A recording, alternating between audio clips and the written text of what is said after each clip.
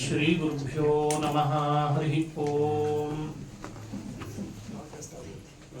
ಜನ್ಮಾದ್ಯಸ್ಯ ಯತೋನ್ಮಯಾದಿತರತಶ್ಚಾರ್ಥೇಷ್ವಭಿಜ್ಞಸ್ವರಾಟ್ ತೇನೇ ಬ್ರಹ್ಮಹೃದಾಯಾದಿ ಕವಯೇ ಮುಹ್ಯಂತಿ M ಸೂರಯಃ ತೇಜೋ ವಾರಿಮೃದಾಂ ಯಥಾ ವಿನಿಮಯೋ ಯತ್ರ ತ್ರಿಸರ್ಗೋ ಮೃಷಾ ಧಾಮ್ನಾ ಸ್ವೇನ ಸದಾ ನಿರಸ್ತಕುಹಕಂ ಸತ್ಯಂ ಪರಂ ಧೀಮಹಿ ಸೃಷ್ಟಿಸ್ಥಿತ್ಯಪ್ಯಯೇಹ ನಿಯತಿದುಷಿತಮೋ ಬಂಧಮೋಕ್ಷಾಶ್ಚ ಯಸ್ಮಾತ್ ಅಸ್ಯ ಶ್ರೀ ಬ್ರಹ್ಮರುದ್ರ ಪ್ರಭೃತಿ ಸುರನರದ್ವೀಷ ಶತ್ರುವಾತ್ಮಕಸ್ಯ ವಿಷ್ಣೋರ್ವ್ಯಸ್ತಾಃ ಸಮಸ್ತಾಃ ಸಕಲಗುಣನಿಧಿಃ ಸರ್ವದೋಷವ್ಯಪೇತಃ ಪೂರ್ಣಾನಂದೋ ವ್ಯಯೋ ಯೋ ಗುರುರಪಿ ಪರಮಃ ಚಿಂತಯೇತಂ ಮಹಾಂತಂ ಯಂ ಪ್ರವ್ರಜಂತಮನುಪೇತಮಪೇತಕೃತ್ಯಂ ದ್ವೈಪಾಯನೋ ವಿರಹ ಕಾತರಾಜುಹಾವ ಪುತ್ರೇತಿ ತನ್ಮಯತಯಾ ತರವೋಪಿ ನೇದುಭೂತಂ ಸರ್ವಭೂತಹೃದಯಂ ಮುನಿಮಾನತೋಸ್ಮಿ ಅಭ್ರಮಂ ಭಂಗರಹಿತಂ ಅಜಡಂ ವಿಮಲಂ ಸದಾ ಆನಂದತೀರ್ಥಮತುಳಂ ಭಜೆ ತಾಪತ್ರಯಾಪಹಂ ಮೂಕೋಪಿ ಯತ್ಪ್ರಸಾದೇನ ಮುಕುಂದ ಶಯನಾಯತೆ ರಾಜರಾಜಾಯತೆ ರಿಕ್ತೋ ರಾಘವೇಂದ್ರಂ ತಮಾಶ್ರಯೇ ಆಪಾದಮೌಲಿಪರ್ಯಂತಂ ಗುರುಣಾಮಾಕೃತಿಂ ಸ್ಮರೇತ್ ತೇನ ವಿಘ್ನಾಃ ಪ್ರಣಶ್ಯಂತಿ ಸಿದ್ಧ್ಯಂತಿ ಚ ಮನೋರಥಾಃ. ಶ್ರೀ ಹರಿವಾಯು ಗುರುಗಳ ಚರಣಾರವಿಂದಗಳಲ್ಲಿ ಭಕ್ತಿಪೂರ್ವಕ ಪ್ರಣಾಮಗಳನ್ನು ಅರ್ಪಿಸಿ ಶ್ರೀಮದ್ ಭಾಗವತ ದಶಮ ಸ್ಕಂಧದ ಪೂರ್ವಾರ್ಧದಲ್ಲಿ ಕೆಲವು ಚರಿತ್ರೆಗಳನ್ನ ಚಿಂತನೆ ಮಾಡ್ತಾ ಬರ್ತಾ ಇದ್ದೇವೆ. ಕೃಷ್ಣನನ್ನ ಅಕ್ರೂರ ಕಂಡು ಅವನಿಂದ ವರ ಪಡೆದ, ವಿಶ್ವರೂಪ ದರ್ಶನ ಮಾಡಿದ ಈ ಚರಿತ್ರೆಗಳೆಲ್ಲ ಬಂತು.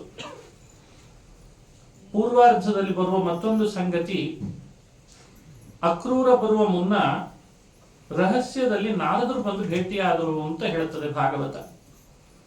ದೇವರ್ಷಿ ರೂಪ ಸಂಗಮ್ಯ ಭಾಗವತ ಪ್ರವರೋ ನೃಪ ಕೃಷ್ಣ ಅಕ್ಲಿಷ್ಟ ಕರ್ಮಾಣಂ ರಹಸ್ಯೇದಂ ಅಭಾಷತ. ರಹಸ್ಯದಲ್ಲಿ ಬಂದು ದೇವರ್ಷಿಗಳಾದ ನಾರದರು ಕೆಲವು ಪ್ರಾರ್ಥನೆಗಳನ್ನು ಮಾಡಿದ್ದಾರೆ. ಆ ಪ್ರಾರ್ಥನೆಯಲ್ಲಿ ಸೇರಿದಂತಹ ವಿಷಯಗಳನ್ನು ನೋಡಿಬಿಟ್ರೆ ಮುಂದೆ ಬರೋ ಉತ್ತರಾರ್ಧದ ಸಾರ ಎಲ್ಲ ಪೂರ್ವಾರ್ಧದಲ್ಲಿ ಬರ್ತದೆ. ಕೃಷ್ಣ, ನೀನು ಅವತರಿಸಿದ್ದೇ ಭೂಭಾರ ಹರಣ ಮಾಡಲಿಕ್ಕೆ. ಕೃಷ್ಣ ಕೃಷ್ಣ ಪ್ರಮೇಯಾತ್ಮನ್ ಯೋಗೇಶ ಜಗದೀಶ್ವರ ಅಂತ ಬರ್ತದೆ. ನೀನು ಅವತಾರ ಮಾಡಿದ್ದೆ ಭೂಭಾರ ಹರಣ ಮಾಡಲಿಕ್ಕೆ. ಹಾಗಾಗಿ ನಿನ್ನಿಂದ ಆ ಕಾರ್ಯಗಳೆಲ್ಲ ಮುಂದುವರಿಬೇಕೀಗ ಅಂತ ಹೇಳ್ತಾರೆ. ಚಾಣೂರ ಮುಷ್ಟಿಕರ ವಧೆ ಆಗಬೇಕು, ಕಂಸನ ವಧೆ ಆಗಬೇಕು, ನಾನದನ್ನ ಕಣ್ಣಾರೆ ನೋಡ್ಬೇಕು. ಮುಂದೆ ಸಮಂತಕ ಉಪಾಖ್ಯಾನ ನಡಿಬೇಕು, ರುಕ್ಮಿಣಿಯ ಪರಿಣಯ ಆಗ್ಬೇಕಿದೆ, ದ್ವಾರಕಾ ಪಟ್ಟಣದ ನಿರ್ಮಾಣ ಆಗ್ಬೇಕು, ಪಾರಿಜಾತಾಪಹರಣ, ನರಕಾಸುರ ಸಂಹಾರ, ಪೌಂಡ್ರಕ ವಧೆ, ದಂತವಕ್ತ್ರನ ವಧೆ, ಇವೆಲ್ಲ ನನ್ನ ನೋಡ್ಬೇಕು ಅಂತ ಅಪೇಕ್ಷೆ ಇದೆ ಕೃಷ್ಣ, ಅದನ್ನ ಮಾಡು ಅಂತ ಪ್ರಾರ್ಥನೆ ಮಾಡಿದ. ಕೃಷ್ಣ ಅವರ ಮಾತು ಕೇಳಿ ಅವರಿಗೆ ಅನುಗ್ರಹ ಮಾಡಿ ಕಳಿಸಿದ, ಆಯ್ತು ಮಾಡ್ತೇನೆ ಅಂತ. ಈ ಘಟ್ಟವು ಪೂರ್ವಾರ್ಧದ ದಶಮ ಸ್ಕಂಧದಲ್ಲಿ ಬಂದಿದೆ. ಇದು ಅಕ್ರೂರ ಬರೋಕ್ಕಿಂತ ಮೊದಲು ಅಂತ ಹೇಳಿದ್ದಾರೆ.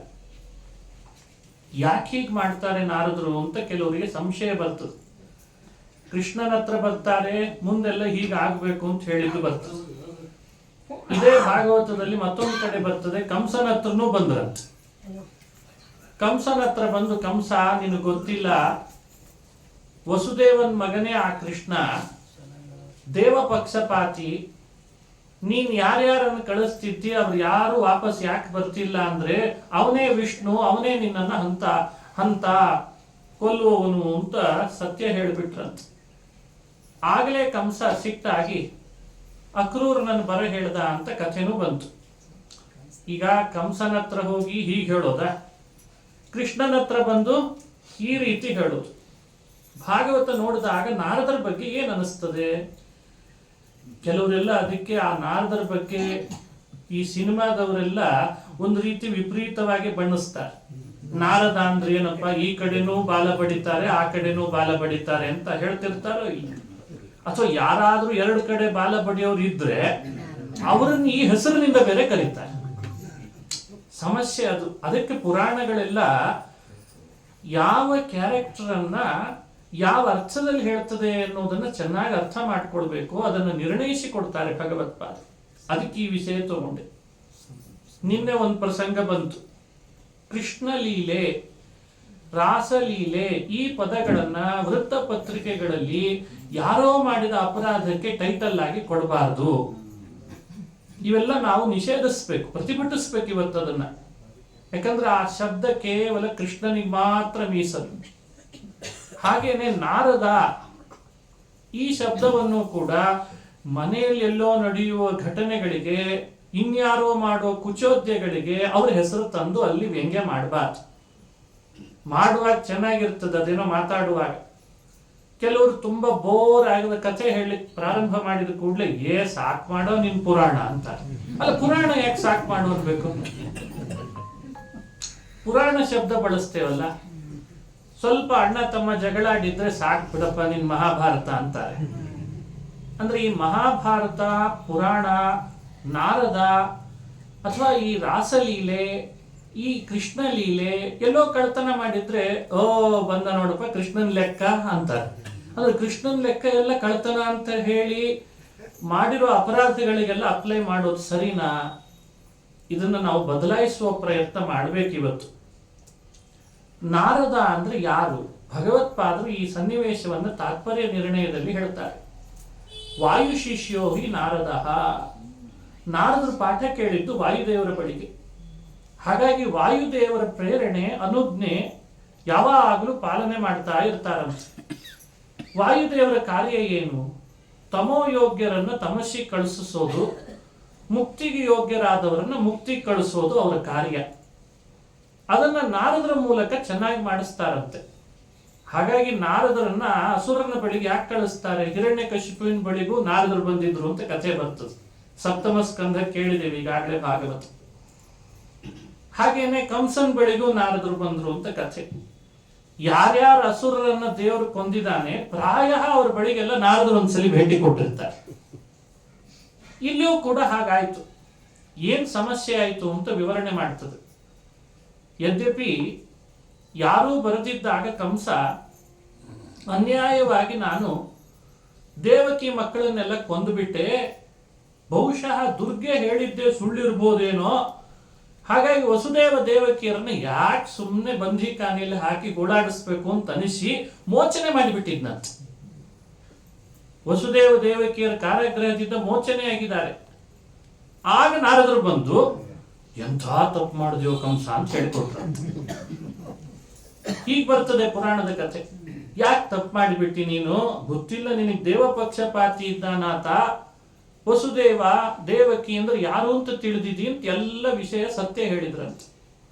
ಆಗ ಬಂಧನ ಮೋಚನೆ ಮಾಡಿದ ಕಂಸ ಸಿಟ್ಟಾಗಿ ಪುನಃ ವಸುದೇವ ದೇವಕಿಯರನ್ನ ಬಂಧಿಖಾನೆಗೆ ಹಾಕಿಸಿದ್ನಂತೆ. ಇಬ್ರು ಸಜ್ಜನರನ್ನ ಬಂಧಿಖಾನೆಗೆ ಹಾಕಿಸ್ತಾರೆ ನಾರದರು ಅಂತಂದ್ರೆ ಇದು ಒಳ್ಳೆ ಕ್ಯಾರೆಕ್ಟರ್, ಒಳ್ಳೆ ಪಾತ್ರನ, ಒಳ್ಳೆ ಕೆಲಸನ? ಇದು ನಮಗೆ ನೋಡಿದ್ರೆ ಏನ್ ಅನಿಸ್ತದೆ ನಾರದರ ಈ ಕಥೆ, ಈ ಚರ್ಯೆ? ಇದಕ್ಕೆಲ್ಲ ಭಗವತ್ಪಾದರು ಅಪೂರ್ವವಾದ ನಿರ್ಣಯ ಕೊಡ್ತಾರೆ ನಾರದರ ಬಗ್ಗೆ. ವಾಯು ಶಿಷ್ಯನಾದಂಥ ನಾರದ ಹೀಗೆ ಪುರಾಣಗಳಲ್ಲಿ ಅಲ್ಲಲ್ಲಿ ವರ್ತನೆ ಮಾಡಿದ್ದು ಕಂಡು ಬರ್ತದೆ. ಆದ್ರೆ ನಾರದರ ಹಾಗೆ ಮಾಡೋದು ಉದ್ದೇಶ ವಾಯುದೇವರು ಹಾಗೆ ಪ್ರೇರಣೆ ಮಾಡಿರ್ತಾರಂತೆ. ಏನ್ ಪ್ರೇರಣೆ? ಯಾರು ತಮೋಯೋಗ್ಯರಿರ್ತಾರೆ ಅವರನ್ನ ತಮಸ್ಸಿಗೆ ಕಳಿಸೋದು ಸುಲಭ ಅಲ್ಲ ಅಂತ. ಈಗ ಜೈಲುಗಳು ಬಹಳ ಇವೆ. ಹಿಂಡಲ್ಗ ಅಂತ ಒಂದು ಬೇರೆನೇ ಇದೆ. ಇನ್ನು ಬೇರೆ ಬೇರೆ ಜೈಲುಗಳಿದ್ದಾವೆ. ನಮ್ಮ ಈ ವಿಶ್ವೇಶ್ವರ ನಗರ ಹತ್ರನೂ ಒಂದು ಇದೆ ತಾನೆ, ಎಲ್ಲ ಅದೇ ಸಬ್ ಜೈಲ್ ಅಂತಾರೆ. ಅಂದ್ರೆ ಎಲ್ಲಾ ಪಾಪಗಳು, ಎಲ್ಲಾ ತಪ್ಪಿಗೂ ಒಂದೇ ಜೈಲಿಗೆ ಹಾಕ್ಲಿಕ್ಕೆ ಆಗ್ತದ? ಥರಥರದ ಶಿಕ್ಷೆ, ಥರಥರದ ಪಾಪಗಳಿದ್ದಾವೆ. ಹಂಗೆ ಭಗವತ್ಪಾದರು ನಿರ್ಣಯಿಸ್ತಾರೆ, ಕಂಸನ್ ಪಾಪ ಸಣ್ಣ ಸಣ್ಣದ್ ನಡೆದ್ರೆ ಅವನನ್ನು ತಮಸ್ಸಿಗೆ ಒಯ್ಯಲಿಕ್ಕೆ ದೇವರಿಗೆ ಅವಕಾಶ ಇಲ್ಲಂತ. ಸಣ್ಣ ಪಾಪ ಮಾಡಿದ್ದಾನೆ, ಏನೋ ಪರ್ಸ್ ಕದ್ದಿದ್ದಾನೆ ಯಾರ್ದೋ ಒಂದು ಅಂದ್ರೆ ಅವನಿಗೆ ಮರಣದಂಡನೆ ವಿಧಿಸಿದ್ರೆ ಏನರ್ಥ ಹೇಳಿ? ವ್ಯವಸ್ಥೆ ಬಿಗಡಾಯಿಸ್ತದೆ. ಹಾಗಾಗಿ ದೊಡ್ಡ ಪಾಪ ನಡಿಬೇಕಂತೆ. ಮೋಕ್ಷಕ್ಕೆ ಹೋಗ್ಬೇಕಾದ್ರೆ ದೊಡ್ಡ ಪುಣ್ಯ ಹೇಗೆ ಬರಬೇಕೋ, ನರಕಕ್ಕೆ ತಮಸ್ಸಿಗೆ ಹೋಗ್ಬೇಕಾದ್ರೂ ದೊಡ್ಡ ದೊಡ್ಡ ಪಾಪನೇ ನಡಿಬೇಕಂತ. ದೊಡ್ಡ ದೊಡ್ಡ ಪಾಪ ನಡಿಬೇಕಾದ್ರೆ ಅಸುರರು ಸಣ್ಣ ಸಣ್ಣವರು ಪ್ರೇರಣೆ ಮಾಡಿದ್ರೆ ಮಾಡಲ್ಲಂತ. ನಾರದರಂಥ ದೊಡ್ಡ ದೊಡ್ಡವರು ಪ್ರೇರಣೆ ಮಾಡಿದ್ರೆ ದೊಡ್ಡ ದೊಡ್ಡ ಪಾಪ ಮಾಡ್ತಾರೆ. ಅದಕ್ಕೆ ವಾಯುದೇವರು ಏನ್ ಮಾಡ್ತಾರೆ, ನಾರದರನ್ನ ಅಸುರರ ಬಳಿ ಕಳಿಸಿ ನೀನ್ ಹೋಗಿ ಹೇಗೆ ಹೇಳ್ಬೇಕೋ ಹಾಗೆ ಹೇಳು. ಅವನು ಪುನಃ ದೇವಭಕ್ತರನ್ನ ಸಜ್ಜನರನ್ನ ದ್ವೇಷ ಮಾಡಿರ್ಬೇಕು, ಅದನ್ನು ನೀನ್ ಮಾಡು ಅಂತ ಕಳಿಸ್ತಾರಂತ. ಗುರುಗಳ ಆದೇಶ ಅಂತ ಪಾಲನೆ ಮಾಡಿದ್ದಕ್ಕೆ ನಾರದರಿಗೆ ಅಪರಾಧ ಅಂತ ಆಗಲ್ಲ ಅಂತ. ದೇವರ ಆದೇಶ ಅಂತ ಪಾಲನೆ ಮಾಡೋ ದೇವತೆಗಳಿಗೆ ಅಪರಾಧ ಅಂತ ಆಗಲ್ಲ. ಇಂದ್ರ ಇದ್ದಾನೆ, ಅವನು ಕೂತಂತಹ ಪದವಿ ಅದು ಮುಳ್ಳಿನ ಪದವಿ ಅಂತ. ಮುಳ್ಳು ಚುಚ್ಚುತ್ತದೆ ಅಂತ ಅಲ್ಲ, ದೊಡ್ಡ ದೊಡ್ಡ ಪದವಿಗಳು ನೋಡ್ಲಿಕ್ಕೆ ಚಂದ ಅಷ್ಟೆ. ಏನ್ ಮೆರವಣಿಗೆ, ಏನ್ ಅವರಿಗೆ ಲಾಜ ಸ್ವಾಗತ, ಎಷ್ಟು ಜನ ಸೇರ್ತಾರೆ, ಏನೆಲ್ಲ ಟೆಲಿಕಾಸ್ಟ್ ಆಗ್ತಿರ್ತದೆ ನೋಡಿದ್ರೆ ಯಾವಾಗೋ ಒಮ್ಮೆ ಅನಿಸ್ಬಿಡ್ತದೆ, ಕೂತ್ರೆ ಇಂಥ ಪದವಿ ಕೂಡ್ಬೇಕು ನೋಡಪ್ಪ ನಾನು ಅಂತ. ಕೂಡುವಾಗಲೇ ಕಷ್ಟ, ಕೂತ್ ಮೇಲೆ ಮತ್ತಷ್ಟು ಕಷ್ಟ. ಇಂದ್ರ ಪದವಿನೂ ಹಾಗೆ ಅಂತ ಭಗವತ್ಪಾದರು ಭಾಷ್ಯದಲ್ಲಿ ಹೇಳ್ತಾರೆ.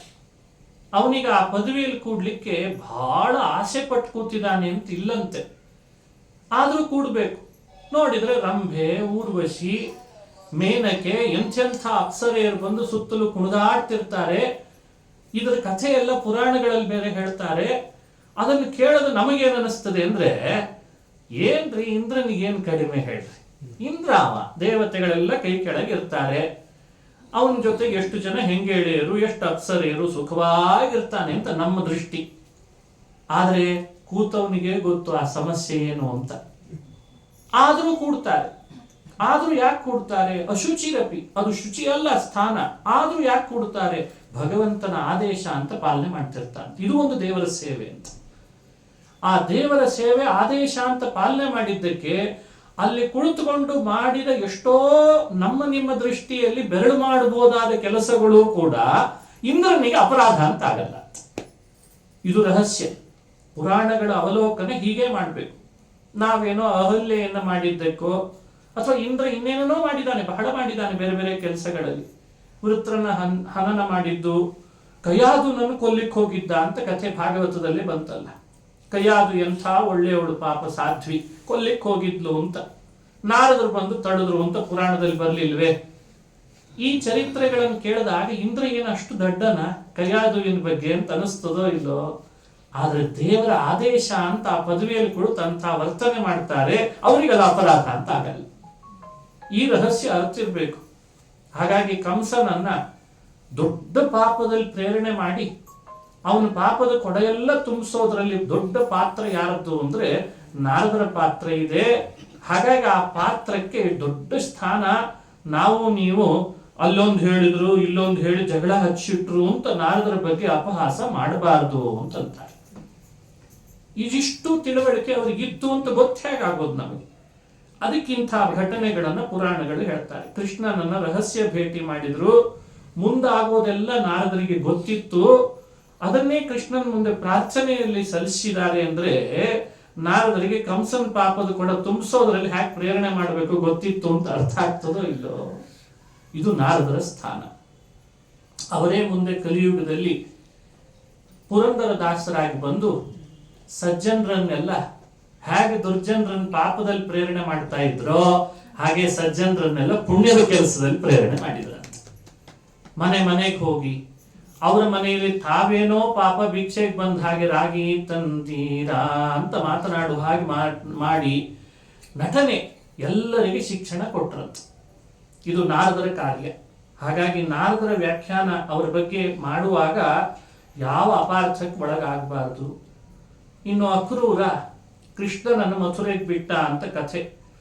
ಕೃಷ್ಣ ಮಥುರಾ ಪಟ್ಟಣದ ಬೀದಿ ಬೀದಿಗಳಲ್ಲಿ ಸುತ್ತಾಡ್ತಾ ಬರ್ತಿದ್ದಾಗ ರಜಕನ ಸಂಹಾರ ಆಯಿತು ಅಂತ ನಿನ್ನೆ ಒಂದು ಕಥೆ ಕೇಳಿದ್ವಿ. ರಜಕಂ ಕಂಚಿದಾಯತ್ತಂ ರಂಗಕಾರಂ ಗದಾಗ್ರಜ. ರಜಕ ಅಂದ್ರೆ ಅಗಸರವ, ಬಟ್ಟೆ ಒಗೆಯೋದು ಅವನ ಕಾಯಕ್ಕಾಗಿತ್ತು. ಕಂಸಂದ್ ಮಾತ್ರ ಅವನು ಆ ಕೆಲಸ ಮಾಡ್ತಿದ್ನಂತೆ. ಬಟ್ಟೆ ಎಲ್ಲ ತಗೊಂಡು ಹೋಗುವಾಗ ಕೃಷ್ಣ ಕೇಳಿದ, ಸ ಯಾಚಿತೋ ಭಗವತ ಪರಿಪೂರ್ಣೇನ ಸರ್ವತಃ. ಅವನ ಅಪಶಬ್ದಗಳನ್ನಾಡಿದ್ದಕ್ಕೆ ಕೃಷ್ಣ ಅವನನ್ನ ಸಂಹಾರ ಮಾಡಿದ ಅಂತ ಕಥೆ. ಇದರಲ್ಲಿ ಒಂದು ಸಂದೇಶ ಏನಿದೆ ಅಂದ್ರೆ, ನಮ್ಮ ಬದುಕಿನಲ್ಲಿ ಅಪಶಬ್ದಗಳನ್ನು ಆಡದೆ ನಿಯಂತ್ರಣ ಮಾಡಬೇಕು ಅಂತ ಅರ್ಥ. ಈ ನಮ್ಮೂರ್ ಭಾಷೆಯಲ್ಲಿ ಜಾಸ್ತಿ ಅಪಶಬ್ದ ಇದೆ ನಮ್ಮ ಕಡೆ. ಆಮೇಲೆ ಅದನ್ನು ವಿಶೇಷಣ ಅಂತ ಬೇರೆ ಉಪನ್ಯಾಸ ಮಾಡ್ತಿದ್ದಾರೆ ಇತ್ತೀಚೆಗೆ. ಅಂದ್ರೆ ಯಾರನ್ನಾದ್ರೂ ಯಾರೋ ಬೈಯೋ ಹಾಗೆ ಮಾತನಾಡಿದ್ರೆ ಅದು ಅಡ್ಜೆಕ್ಟಿವ್ ಅಂತ ಮತ್ತೆ ಅದ್ರ ಬಗ್ಗೆ ಸಂದೇಶ ಕೊಡ್ಲಿಕ್ಕೆ ಪ್ರಾರಂಭ ಮಾಡಿದ್ದಾರೆ.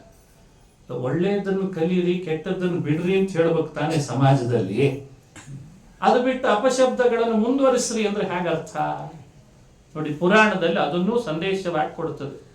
ಅವನಾಡಿದಂತಹ ಸಾಕ್ಷೇಪಂ ಋಷಿತ ಪ್ರಾಹ ಭೃತ್ಯೋ ರಾಜ್ಯ ಸುದುರ್ಮದ ಅಂತ ಇಲ್ಲಿ ವ್ಯಾಖ್ಯಾನ ಮಾಡ್ತಾರೆ. ವೇದದಲ್ಲಿ ಹೇಳಿಕೊಡುವಂಥ ಒಂದು ಶಿಕ್ಷಣ. ನಮಗೆ ದೇವತೆಗಳು ಪ್ರಸನ್ನರಾಗ್ಲಿ ಅಂತ ಅಪೇಕ್ಷೆ ಇದೆ. ಪ್ರಸನ್ನೀಕರಿಸಲಿಕ್ಕೆ ಒಳ್ಳೊಳ್ಳೆ ಕಾರ್ಯಗಳನ್ನು ಮಾಡಬೇಕು ಹೇಗೋ ಹಾಗೆ ಒಂದು ಅಪಶಬ್ದ ಬಾಯಲ್ಲಿ ಬರದಂತೆ ನಿಯಂತ್ರಿಸಿದ್ರು ದೇವತೆಗಳು ಪ್ರೀತರಾಗ್ತಾರಂತೆ. ಮನೆಯಲ್ಲಿ ಶ್ರಾದ್ದ ನಡೆದಾಗ ಒಂದು ಮಂತ್ರ ಹೇಳ್ತಾರೆ ಪುರೋಹಿತರು, ಎಲ್ಲರೂ ಕೇಳಿರ್ತೇವೆ. ಆ ಮಂತ್ರದಲ್ಲಿ ಈ ವಿಷಯ ಬರ್ತದೆ.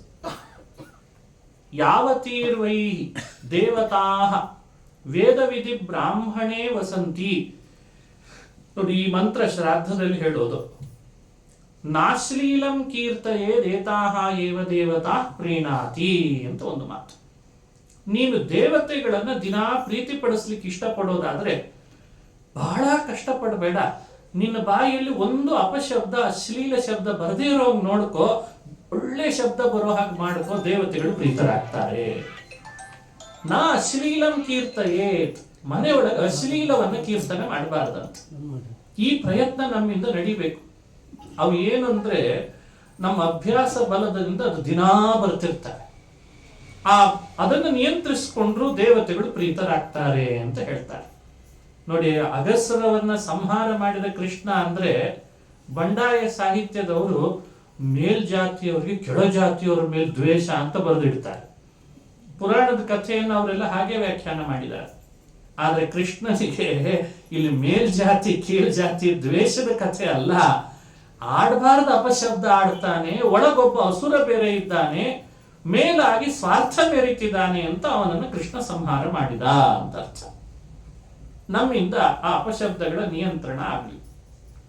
ವ್ಯಾಕರಣ ಸೂತ್ರಗಳಿಗೆ ಭಾಷ್ಯ ಬರೆದವರು ಪತಂಜಲಿ ಅಂತ ಮುನಿಗಳು. ಅವರು ಭಾಷ್ಯದಲ್ಲಿ ಒಂದು ಮಾತು ಬರೀತಾರೆ. ದಿನ ಆಡುವ ಶಬ್ದಗಳು ಸುಸಂಸ್ಕೃತವಾಗಿ ಒಂದೂ ದೋಷಗಳಿಲ್ಲದಂತೆ ಆಡಿದರೆ ಸ್ವರ್ಗಕ್ಕೆ ಕರ್ಕೊಂಡು ಹೋಗ್ತಾನಂತೆ ದೇವೇಂದ್ರ ಭಟ್. ಏಕಶಬ್ದ ಸುಷ್ಟು ಪ್ರಯುಕ್ತ ಸ್ವರ್ಗೇ ಲೋಕೆ ಕಾಮಧುಕ್ಭವತಿ ಅಂತ. ಶಬ್ದಗಳಿಗೆ ಅಷ್ಟು ಶಕ್ತಿ ಇದೆ. ಒಂದು ಶಬ್ದ ಅದರದ್ದು ಉಚ್ಚಾರಣೆ ಹಾಗೂ ಅದರದ್ದೇ ಆದ ಸಂಸ್ಕಾರ ಅದಕ್ಕಿದ್ದು ವ್ಯುತ್ಪತ್ತಿಗಳು ತಿಳಿದು ಅರ್ಥ ಗರ್ಭಿತವಾಗಿ ಒಂದು ಶಬ್ದ ಚೆನ್ನಾಗಿ ಆಡು ಸಾಕು, ಅದು ನಿನ್ನನ್ನು ಸ್ವರ್ಗಕ್ಕೆ ಕರ್ಕೊಂಡು ಹೋಗ್ತದೆ ಅಂತ ಹೇಳ್ತಾರೆ. ಹಾಗಾಗಿ ಶಬ್ದಗಳನ್ನು ಆಡುವ ನಮಗೆ ಸಿಕ್ಕಿದಾವ ಕೈಗೆ ಅಂತ ಹೆಂಗಂದ್ರಾಗಿ ಬಳಸೋದಲ್ಲ, ಅಪಶಬ್ದ ಆಡೋದನ್ನ ಹೆಚ್ಚು ನಿಯಂತ್ರಣಕ್ಕೆ ತರಬೇಕು. ಅಪಶಬ್ದ ನಿಯಂತ್ರಣಕ್ಕೆ ಬರ್ಬೇಕಾದ್ರೆ ಒಳಗಡೆಯಲ್ಲಿರೋ ಕ್ರೋಧ ನಿಯಂತ್ರಣಕ್ಕೆ ಬರಬೇಕು. ಸುಮ್ಮನೆ ಅಪಶಬ್ದ ಯಾರ ಬಾಯಲ್ಲಿ ಬರ್ತದೆ? ಕ್ರೋಧ ಬಂದಾಗ ಬರ್ತದೆ. ಹಾಗಾದ್ರೆ ಕ್ರೋಧ ನಿಯಂತ್ರಣ ಆಗ್ಬೇಕು ಅಂತ ಅಭಿಪ್ರಾಯ. ಕೃಷ್ಣ ಅಲ್ಲೇ ಮುಂದೆ ಪ್ರಯಾಣ ಮಾಡ್ತಾ ತತಸ್ತು ವಾಯಕಃ ಪ್ರೀತಃ ತಯೋರ್ವೇಷಮ ಕಲ್ಪಯತ್. ಇದು ಶ್ಲೋಕ 2 ಪಾಠ ಇದೆ. ತತಸ್ತು ವಾಪಕಃ ಅಂತ ಮುದ್ರಣ ಆಗ್ಬೇಕಿತ್ತು, ಅದು ವಾಯಕಃ ಅಂತ ಪ್ರಿಂಟ್ ಆಗಿದೆ. ಸಂಸ್ಕೃತದಲ್ಲಿ ವಾಯಕ ವಾಪಕ ಅಂದ್ರೆ ಈ ಕ್ಷೌರ ಮಾಡೋನ್ ಕಥೆ ನಿನ್ನೆ ನಾವು ಕೇಳಿದ್ವಿ. ಅವನಿಗೆ ಕ್ಷತ್ತ ಅಂತ ಹೇಳು ಕರೆದಿದೆ ಪುರಾಣ. ಕ್ಷೌರ ಮಾಡ್ತಾನೆ. ಕೃಷ್ಣನಿಗೆ ಈ ರೀತಿ ವೇಷಗಳನ್ನ ಧಾರಣೆ ಮಾಡಿಸುತ್ತಾನೆ, ಎಣ್ಣೆ ಹಚ್ತಾನೆ ಅಂತ ಕಥೆ ಕೇಳಿದ್ವೆಲ್ಲ. ಅವನಿಗೆ ಏನ್ ಕೊಟ್ಟ ಕೃಷ್ಣ? ತಸ್ಯ ಪ್ರಸನ್ನೋ ಭಗವಾನ್ ಪ್ರಾದಾತ್ ಸಾರೂಪ್ಯಮಾತ್ಮನಃ. ನಿನ್ನೆ ಹೇಳಿದ್ದೇನೆ, ಸಾರೂಪ್ಯ ಅನ್ನೋ ಮೋಕ್ಷವನ್ನ ಕೃಷ್ಣ ವಾಪಕನಿಗೆ ಕೊಟ್ಟ ಅಂತ ಭಾಗವತ ಹೇಳ್ತದೆ. ಕ್ಷೌರಿಕ ತನ್ನ ವೃತ್ತಿಯನ್ನ ಯಾವ ರೀತಿ ಮೋಸ ಇಲ್ಲದೆ ವಂಚನೆ ಇಲ್ಲದೆ ಮಾಡ್ತಾ ಇದ್ದಂತೆ. ಇದನ್ನು ನಾವು ಚೆನ್ನಾಗಿ ಅನುಷ್ಠಾನಕ್ಕೆ ತರಬೇಕು. ನಮಗೆ ವಿಹಿತವಾದ ವೃತ್ತಿಯಲ್ಲಿ ಪ್ರಾಮಾಣಿಕತೆ ಮೆರೆದ್ರೆ, ಅಲ್ಲೇ ಶ್ರದ್ಧೆಯಿಂದ ನಾವು ದೇವರನ್ನು ಕಂಡ್ರೆ ನಮ್ಮ ಬಳಿಗೆ ಕೃಷ್ಣ ಬಂದು ತನ್ನ ಪೂಜೆ ಮಾಡಿಸ್ಕೊಂಡು ನಮಗೆ ವರ ಕೊಟ್ಟು ಹೋಗ್ತಾನಂತ. ಅದನ್ನೇ ಹೇಳಿದ್ದಾರೆ, ಸ್ವವಿಹಿತ ವೃತ್ತಿಯ ಭಕ್ತಿಯ ಭಗವದಾರಾಧನಮೇವ ಪರಮೋ ಧರ್ಮ. ದಾಸರು ಕನ್ನಡೀಕರಿಸ್ತಾರೆ, ಜಗನ್ನಾಥದಾಸರು.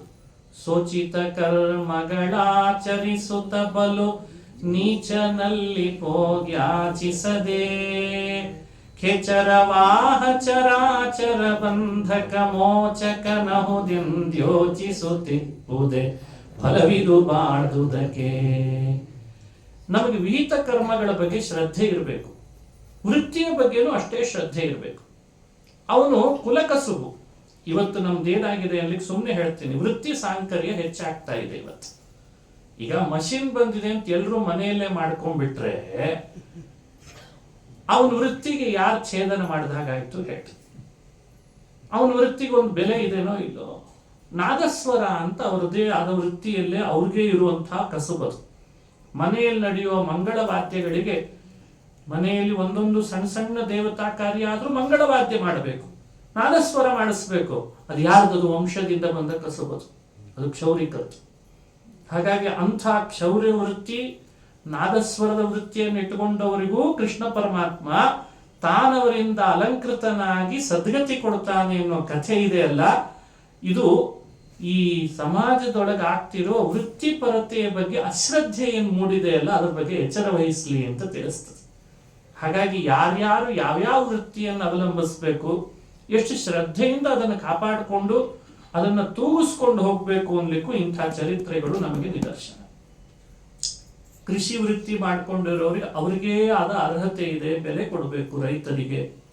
ವೈದಿಕ ವೃತ್ತಿ ಮಾಡ್ಕೊಂಡಿರೋನಿಗೆ ಅವನಿಗೇ ಆದಂತಹ ಒಂದು ಅರ್ಹತೆ ಇರ್ತದೆ, ಅವನ ಆ ವೃತ್ತಿಯನ್ನು ಅವಲಂಬಿಸಿರ್ತಾನೆ, ಅಲ್ಲಿ ಭಗವಂತನಿರ್ತಾನೆ, ಅವನಿಗೆ ನಾವು ಗೌರವಿಸಬೇಕು. ಕೃಷ್ಣ ಗೌರವಿಸಬೇಕು ಅಂತ ಅನ್ನೋದನ್ನು ಹೇಳ್ತಾನೆ. ಆ ಮಾಡೋ ವೃತ್ತಿಯಲ್ಲೇ ಶ್ರದ್ಧೆಯಿಂದ ಮಾಡಿದ್ರೆ ದೇವರು ಒಲಿತಾನೆ ಅನ್ನೋದಕ್ಕೆ ಸಂದೇಶನೂ ಕೊಡ್ತದೆ. ಚಪ್ಪಲಿ ಹೊಲಿಯೋನಿಗೂ ಭಗವಂತ ಅನುಗ್ರಹ ಮಾಡ್ತಾನೆ.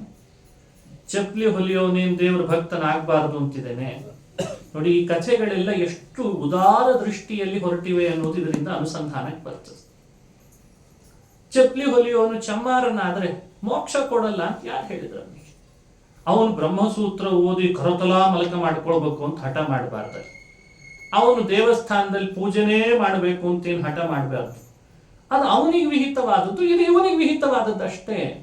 ಅದರಲ್ಲಿ ಮತ್ತೆ ಸಾಮ್ಯತೆ ಇಲ್ಲ ಅಂತ ಹೇಳೋ ಭಾವಿಸಬಾರ್ದು. ಇದು ಒಂದು ತಪ್ಪು ಕಲ್ಪನೆ. ಇವತ್ತು ಪೂಜೆ ದೇವರದ್ದು ಮಾಡ್ತಾನೆ ಅಂದ್ರೆ ಪ್ರತಿಮೆಗಳಿಗೆ ಅವನು ಮೇಲಿದ್ದಾನೆ, ಇವನು ಪಾಪ ಚಮ್ಮಾರದ ಕೆಲಸ ಮಾಡ್ತಿದ್ದಾನೆ ಅಂದ್ಕೊಳ್ಳೆ ಕೆಳಗಿದ್ದಾನೆ ಅಂತ ಭಾವಿಸೋದನ್ನು ಶಾಸ್ತ್ರ ಹೇಳಿಲ್ಲ.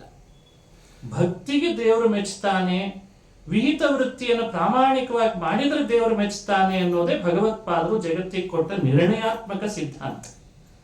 ಅದಕ್ಕೆ ಸ್ವೇ ಸ್ವೇ ಕರ್ಮಣ್ಯಭಿರತಃ ಸಿದ್ಧಿಂ ವಿಂದತಿ ಮಾನವ. ಮನುಷ್ಯನಿಗೆ ಬಂದ ಎದುರುಗಡೆ ವ್ಯಕ್ತಿ ಸತ್ಯ ಹೇಳ್ತಾನೋ ಸುಳ್ಳು ಹೇಳ್ತಾನೋ ಅಂತ ಕಂಡುಹಿಡಿಯಲಿಕ್ಕೆ ಬರ್ತದಂತ. ಯಾವಾಗ ಅಂದ್ರೆ ತನ್ನ ವೃತ್ತಿ ಶ್ರದ್ಧೆಯಿಂದ ಮಾಡಿದ್ರೆ ಅದನ್ನು ಕಂಡುಹಿಡಿತಾನಂತ. ಅದಕ್ಕೆ ಮಹಾಭಾರತದಲ್ಲಿ ಬರುವ ಕಥೆಗಳೆಲ್ಲ ಈ ವಿಷಯವನ್ನೇ ಹೇಳ್ತದೆ. ಒಬ್ಬ ಮಾಂಸ ಮಾಡುವ ತುಲಾಧರ ಅಂತಿದ್ದಂತ, ಮಾಂಸ ಮಾರಾಟ ಮಾಡ್ತಾ ಇದ್ದ ಅಂತದೆ ಮಹಾಭಾರತದಲ್ಲಿ ಬರೋ ಕಥೆ. ಆತ ಕಾಡಿನಿಂದ ಬಂದಂಥ ಒಬ್ಬ ತಪಸ್ವಿಗೆ ಯಾಕೆ ಬಂದಿದ್ದಾನೆ ಅಂತ ಇವನು ಹೇಳಿದ್ನಂತ. ನೋಡಿ ತುಲಾಧರನ ಕಥೆ ಇದಕ್ಕೆ ನಿದರ್ಶನ. ಮಾಂಸ ಮಾರಾಟ ಮಾಡುವಾಗ ತಕ್ಕಡಿಯಿಂದ ತೂಗಬೇಕು, ಬಂದವರಿಗೆ ವಿಕ್ರಯಣ ಮಾಡಬೇಕು, ಯಾರಿಗೆ ಬೇಕೋ ಅದು ದುಡ್ಡು ಕೊಟ್ಟು ಕೊಡ್ತಿದ್ದ ಅಷ್ಟೇ. ಇನ್ನೊಬ್ಬ ಇದ್ದ ಕಾಡಿನಲ್ಲಿ ನಾನು ಸಿದ್ಧ ಪುರುಷನಾಗಬೇಕು ಅಂತ ಹೋಗಿ ಭಾರಿ ತಪಸ್ಸು ಮಾಡಿದ ಒಂಟಿ ಕಾಲಲ್ಲಿ ನಿಂತು ಹುತ್ತ ಬೆಳೀತಂತೆ ದೇಹದೊಳಗೆ, ತಲೆ ಜಟೆಗಟ್ಟು. ಆ ಜಟೆಯ ಮೇಲ್ಗಡೆಯಲ್ಲಿ ಒಂದು ಗೂಡು ಕಟ್ಟಿತ್ತು ಪಕ್ಷಿ, ಅಲ್ಲಿ ಮರಿಗಳನ್ನು ಹಾಕಿದ್ವಂತೆ ಮೊಟ್ಟೆ ಇಟ್ಟು. ಇವನು ಭಾರಿ ತಪಸ್ವಿ. ಒಂದ್ಸಲಿ ಯಾವಾಗಲೂ ಎಚ್ಚರ ಆದಾಗ ಇದ್ದಕ್ಕಿದ್ದ ಹಾಗೆ ಆ ಮೇಲಿರುವ ಒಂದು ಪಕ್ಷಿಯಲ್ಲಿದ್ದದ್ದು ಒಂದು ಮಲ ಇವನ ಮೇಲೆ ಮಾಡಿಬಿಡುತ್ತಂತೆ. ಮಲ ಬಿತ್ತು. ಇವನಿಗೆ ಏನು ಸಿಟ್ಟು, ನನ್ನ ಮೇಲೆ ಮಲ ಸುರಿಸ್ತೀಯ ನೀನು ಅಂತ ಎತ್ತರ ಮಾಡಿ ತಲೆಯನ್ನ ಕಣ್ಣು ತೆಗೆದು ನೋಡಿದ್ರೆ ಬೆಂಕಿ ಕಿಡಿಯಿಂದ ಪಕ್ಷಿ ಸುಟ್ಟೋಗ್ಬಿಡ್ತು. ಇಷ್ಟು ದಿವಸ ಮಾಡಿದ ತಪಸ್ಸು ಸಿದ್ಧಿಯಾಗಿದೆ ಅನ್ಕೊಂಡ ಬ್ರಾಹ್ಮಣ. ಈಗ ಸಾಕಲ್ಲ ಮತ್ತಾದ್ರೆ ನನ್ ಸಿದ್ಧಿ ಆಯ್ತು ಅನ್ಕೊಂಡ. ಆಗ ಇದ್ದಕ್ಕಿದ್ದ ಹಾಗೆ ಒಂದ್ ಸ್ವಲ್ಪ ಭಿಕ್ಷೆ ಬೇಡ್ಕೊಂಡು ಬರೋಣ ಅಂತ ಪಟ್ಟಣಕ್ಕೆ ಬಂದ ಕಾಡಿನಿಂದ.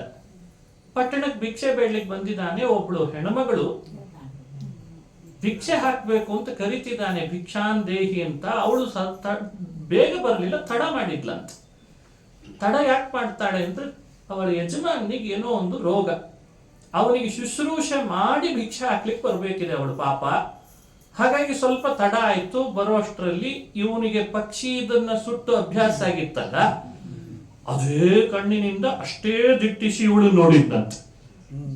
ನಾಡಿಗೆ ಬಂದು ದಿಟ್ಟಿಸಿ ನೋಡ್ತಿದ್ದಾನೆ. ಅವಳು ಹೇಳ್ತಾಳೆ, ಸಾಧ್ವಿ, ನಾನೇನ್ ಕಾಡ್ನಲ್ಲಿ ನೀನ್ ಸುಟ್ಟ ಪಕ್ಷಿ ಅನ್ಕೊಂಡಿದೀಯಾ ಅಂತಂದಂತೆ. ತಣ್ಣಗಾಗ್ಬಿಟ್ಟ. ಅರೇ ನಾನು ತಪ್ಪು ಮಾಡಿದೆ ಅಂತಂದ. ಆಮೇಲೆ ಮತ್ತೆ ದಿಟ್ಟಿಸಿ ನೋಡ್ತಾ ಕೇಳ್ತಾನಲ್ಲ, ನಾನ್ ಕಾಡ್ನಲ್ಲಿ ಪಕ್ಷಿನ ಸುಟ್ಟೆ ಅಂತ ನಿನಗೆ ಹೇಗೆ ಗೊತ್ತಾಯ್ತು ಅಂತಂದ. ಅರೇ, ಈ ಸತ್ಯ ನನ್ನ ಹತ್ರ ಕೇಳ್ತಿದ್ಯಲ್ಲ, ಅಲ್ಲಿ ಮಾಂಸ ಮಾರಾಟ ಮಾಡೋ ತುಲಾಧರ್ನಿಗೂ ಗೊತ್ತು ನಿನ್ ಪರಿಸ್ಥಿತಿ ಏನು ಅಂತ ಅಂದ್ಬಿಟ್ಟು. ಇವನಿಗೆ ಆಶ್ಚರ್ಯ ಆಯ್ತು. ಅರೆ, ಸಾವಿರಾರು ದಿನ ಒಂಟಿ ಕಾಲ್ ನಿನ್ ತಪಸ್ ಮಾಡಿದ್ರು ಎದುರುಗಡೆಗೆ ಬಂದ ವ್ಯಕ್ತಿಯ ಒಳಗಿನ ರಹಸ್ಯ ಅರ್ಥ ಆಗ್ತಿರ್ಲಿಲ್ಲಲ್ಲ ನನಗೆ. ಇವಳಿಗೆ ಅರ್ಥ ಆಯ್ತಲ್ಲ, ಇದೇನು ವಿದ್ಯೆ ಅಂತ ಕುತೂಹಲ ಆಯ್ತು.